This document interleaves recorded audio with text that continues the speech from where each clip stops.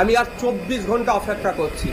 ওই ব্যক্তিটি প্রকাশ্যে এসে যদি এই বক্তব্য প্রত্যাহার এবং এই বক্তব্য তার ভুল হয়েছে এই মর্মে তিনি না বলেন, আমি আব্বাস সিদ্দিকীর ছোট ভাই নওশাদ সিদ্দিকী বলছি, ওনাকে আমার কোন কোন জায়গায় আইনি লড়াই করতে হবে আপ টু দিল্লি পর্যন্ত, আমি ওনাকে ছাড়বো না। আমি রাজনৈতিক সৌজন্যতাকে পছন্দ করি, প্রাধান্য দিই। আমার ভুল থাকলে আপনি আমাকে রাজনৈতিকভাবে প্রতিহত করবেন।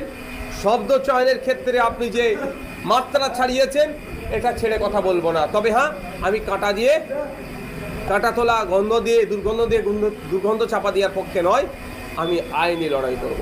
সে আইনি লড়াই যে কি ভয়ঙ্কর লড়াই হবে উনি বুঝতে পারছেন না। স্রেফ একটা মানহানি মামলা নয়, আরও কিছু পদক্ষেপ আমি আইনি লড়াই নেব, যেটা থেকে ওই আহসান মোল্লার ভাই কে আছে সে পরিত্রাণ পাবে না। আহসান মোল্লার 14 পুরুষ ওকে বাঁচাতে পারবে না আইনি লড়াই, আমি এই চ্যালেঞ্জ করে গেলাম। হ্যাঁ, আর একটা কথা বললাম, উনি উত্তেজনাবশত যে কথা বলেছেন, আমি 24 ঘন্টার সময় দিচ্ছি। উনি ওনার বক্তব্য আজ থেকে 24 ঘন্টা যে উনি ওনার বক্তব্য যদি প্রত্যাহার করে নেয়, আমরা আমাদের একটা পরিবারের একটা লেগেসি আছে, ঐতিহ্য আছে, সেই জায়গাটা থেকে দাঁড়িয়ে আমরা ক্ষমার নজরে দেখব। যে লাশের অদূরেই দাঁড়িয়ে সরকার সাহেব যে কথাগুলো বলছিল না, সরকার সাহেব রাইট সাইড লেফট সাইড আগে পিছনে অনেক মানুষই এই খুনের সাথে জড়িয়ে আছে। আমি দায়িত্ব নিয়ে বলতে পারি, যদি সঠিক তদন্ত হয় উঠে আসবে। এখন দেখার বিষয় কারা কারা যুক্ত আছে, যাদেরকে গ্রেফতার করেছে তাদের সিডিআর যদি চেক করে, নিশ্চিতভাবে কলকাতা পুলিশের সিপি তিনি যথেষ্ট পরিমাণে এফিসিয়েন্ট। এই ক্ষেত্রে আশা করব নিরপেক্ষতা বজায় রেখে তদন্ত করবে, যে যারা যুক্ত আছে তাদের বিরুদ্ধে কঠোর ব্যবস্থা নেবে এবং সর্বোচ্চ। দেখুন, সরকার সাহেব সবসময় আইএসএফ ফোবিয়াতে ভুগছে, আইএসএফ আতঙ্কে ভুগছে, সেজন্য সবসময় আইএসএফ এর নাম নিয়ে বলছে আর নওশাদ সিদ্দিকীর নাম নিয়ে। আমরা ডে 1 থেকে বলে আসছি এটা রাজনৈতিক প্রতিহিংসায় খুন হয়েছে এবং গোষ্ঠীদ্বন্দ্ব হয়েছে। আজকে অফিসিয়ালি যেটা আমরা বলতে পারছি সেটা হচ্ছে কি, তৃণমূলের চালতাবেড়িয়া অঞ্চলের নেতাকে খুন করলো, আবার সেই চালতাবেড়িয়া অঞ্চলের অন্য এক নেতাকে গ্রেফতার করলো। যাকে গ্রেফতার করেছে সে শওকত মোল্লা ঘনিষ্ঠ, আর যে খুন হয়েছে সেও শওকত মোল্লা ঘনিষ্ঠ। এর রহস্য অনেক গভীরে আছে। আমি এটাও বলছি, এই 10 তারিখে যে রাজ্জাক খাঁ আমাদের ভাঙড়ের একজন মানুষ, তৃণমূলের সে নেতা হতে পারে, তার রাজনৈতিক পরিচয় আলাদা হতে পারে, কিন্তু আমি মনে করি আমাদের ভাঙড়ের তিনি একজন নাগরিক, আমি তার জনপ্রতিনিধি। সে জায়গায় দাঁড়িয়ে বলছি যে লাশের অদূরেই দাঁড়িয়ে সরকার সাহেব যে কথাগুলো বলছিল না, সরকার সাহেব রাইট সাইড লেফট সাইড আগে পিছনে অনেক মানুষই এই খুনের সাথে জড়িয়ে আছে। আমি দায়িত্ব নিয়ে বলতে পারি, যদি সঠিক তদন্ত হয় উঠে আসবে।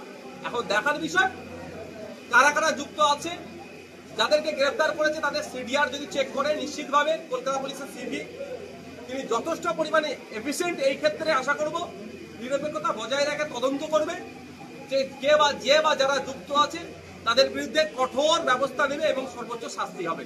আমি একজন ভাঙড়ের জনপ্রতিনিধি হিসাবে আমি বলতে চাই যে প্রয়োজনে তার পরিবার যদি আমার আইনি কোনো সহযোগিতা দিতে চাই, আমি সম্পূর্ণরূপে দিতে প্রস্তুত আছি। আমার কাছে ও আমার বিরোধী দলের নেতা নয়, আমি ওর কাছে ও হচ্ছে রাজ্জাক খাঁ, হচ্ছে ভাঙড়ের একজন ভোটার, এটা আমার বড় পরিচয়। যেদিনকে দেখা যায় মৃত্যু হয় সেদিনকে শওকত মোল্লার পিছনে দাঁড়িয়েও ছিলেন মোফাজ্জল মোল্লা। সেটাই তো বলছি, শুধু মোফাজ্জল মোল্লা নয়, আরো যে কেউ আছে। আমি এটা বলছি, সঠিক তদন্ত হলে রাইট লেফট ব্যাক ফ্রন্ট যারা দাঁড়িয়ে আছে অনেকে জড়িয়ে আছে এই খুনের সাথে, সঠিক তদন্ত হলে বেরিয়ে আসবে। কারণ শওকত মোল্লা নির্লজ্জের মতো আইএসএফ কে দেখে দিচ্ছে। এখন কি বলবে? মুফাজ্জল মোল্লাকে যতক্ষণ না পর্যন্ত অ্যারেস্ট করেছে, যতক্ষণ ডিটেন করেছে, অনেক গল্প শুনিয়েছিল। এখন কি শওকত মোল্লা সাহেব বলে সেটা দেখার বিষয়। আমরা চাই ভাঙড়ে সেন্ট্রাল ফোর্স, স্টেট ফোর্স দিয়ে, যৌথ বাহিনী দিয়ে চিরুনি তল্লাশি হোক, ভাঙড়ে যত অবৈধ অস্ত্রশস্ত্র আছে সব উদ্ধার করা হোক, ভাঙড়ের অলিতে গলিতে সিসিটিভি ক্যামেরা লাগানো হোক, লাইট লাগিয়ে দেওয়া হোক, ভাঙড়ের মানুষ শান্তিতে থাকুক। ভাঙড়ের সাধারণ মানুষকে আমরা শান্তিতে রাখতে চাই। হিংসা, মারামারি, খুনোখুনি এটা থেকে ভাঙড় পরিত্রাণ পাক। এর জন্য আমি অ্যাপিল করছি আমার রাজ্য সরকারের কাছে, অবিলম্বে সেন্ট্রাল ফোর্সের প্রয়োজনে সহযোগিতা নিয়ে, স্টেট ফোর্স, সেন্ট্রাল ফোর্স নিয়ে অভিযান চিরুনি তল্লাশি হোক।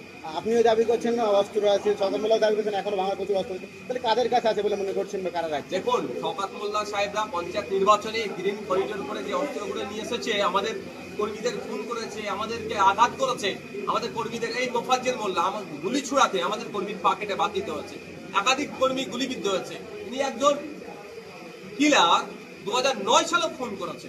তো এই ধরনের মানুষের হাতে তো শওকত মোল্লা এসে অস্ত্র তুলে দিয়েছে। শওকত মোল্লা এখন বাঁচার জন্য নতুন করে নাটক করছে। শওকত মোল্লা আপনাদের নামে দই দিলেও কিন্তু তার ভাই, রাজ্জাকের ভাই, তারা কিন্তু আইএসএফ যোগ নেই বলে দাবি করছে।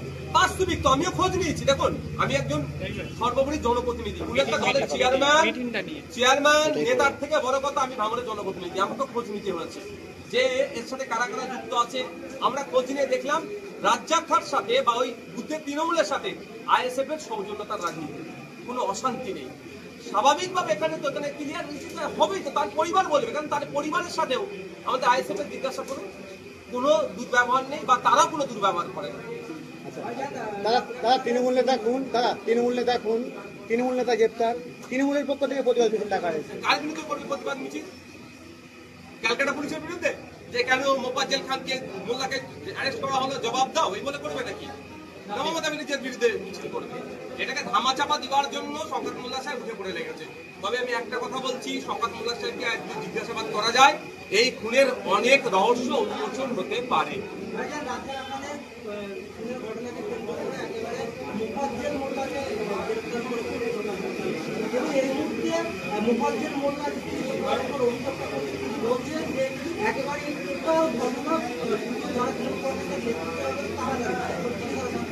জানতে পারে, সিডিআর চেক করলে বোঝা যাবে।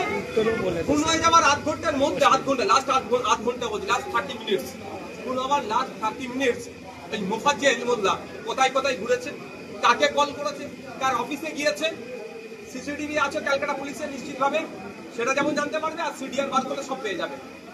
পঞ্চায়েত নির্বাচনের আগে সেই মেলামাটি একাধিক ব্যক্তি খুন হয়েছিল, আবার এই বিধানসভা নির্বাচনের আগে আবার। আমি ভাঙড়ের জনপ্রতিনিধি হিসেবে আমি চাই এগুলো মুক্ত, এগুলো নয়, আনবয়। ভাঙড়ের মানুষ ক্ষতিগ্রস্ত হচ্ছে। যাকে খুন করেছে তার ছোট ছোট বাচ্চা আছে, তার ভবিষ্যৎ কোথায়? আমি এই হিংসা, এই খুনের পক্ষ নয়, কোনোদিন ছিলাম না, থাকবো না। আমি চাই এগুলো বন্ধ। আমি খুব ব্যথিত, মর্মাহত। দুর্ভাগ্য আমার হাতে ল অ্যান্ড অর্ডার নয়, ওই জন্য এগুলোকে আটকাতে পারছি না। ল অ্যান্ড অর্ডার থাকলে ভাঙড় সারা রাজ্যের এই নোংরামিগুলো বন্ধ করে দিতাম। আপনি কি মনে করছেন এই খুনের রহস্য ফাঁস হবে নাকি দলের ইজ্জত রক্ষার স্বার্থে ধামাচাপা? শুনে একটা কথা বলে, রুট পাওয়া গিয়েছে এই খুনের, মোফাজ্জল মোল্লা। যদি ধামাচাপার চেষ্টা করা হয়, সিবিআই আছে। রুট যখন পাওয়া গেছে, বাকিটা বেরিয়ে যাবে।